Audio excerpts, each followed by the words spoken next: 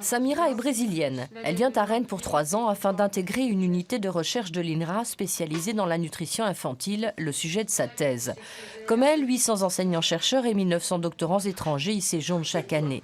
Une de leurs préoccupations, le logement. Samira est désormais en colocation. Auparavant, elle s'est débrouillée.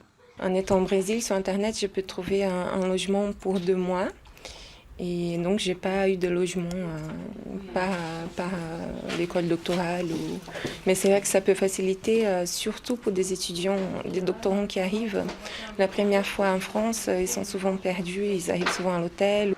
Beaucoup, à leur arrivée, sont accueillis ici au Centre de mobilité internationale. Ils reçoivent assistance pour les formalités et leur titre de séjour. Accueil personnalisé en anglais souvent et parfois via d'autres compatriotes étudiants, car Rennes est bien devenu un pôle d'excellence internationale.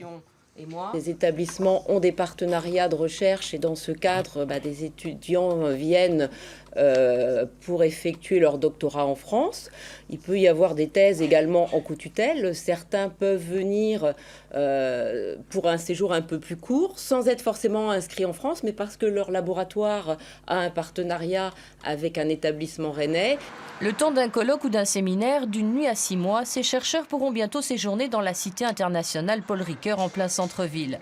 7 étages et 79 chambres entièrement équipées, des terrasses en commun, une cafétéria. Coût du loyer 480 € par mois. Une offre qui complète les hébergements déjà dédiés aux doctorants étrangers dans les cités universitaires par l'intermédiaire du Crous. Je pense que Rennes, à l'image d'autres villes universitaires de France, se dote d'un équipement qui rend plus visible sa place à l'international. L'université, par définition, est ouverte et on ne peut l'imaginer qu'avec une dimension internationale, ce que les universités rennaises, bien entendu, font avec des relations nombreuses avec beaucoup d'universités dans le monde. Le projet de la cité Paul Ricoeur est cohérent. En plus des appartements, le bâtiment abritera le centre de mobilité internationale qui va déménager et les bureaux de la toute nouvelle université de Bretagne-Noire, groupement de 7 universités et 15 écoles supérieures du Grand Ouest. Création aussi d'un gymnase ouvert à la population rennaise.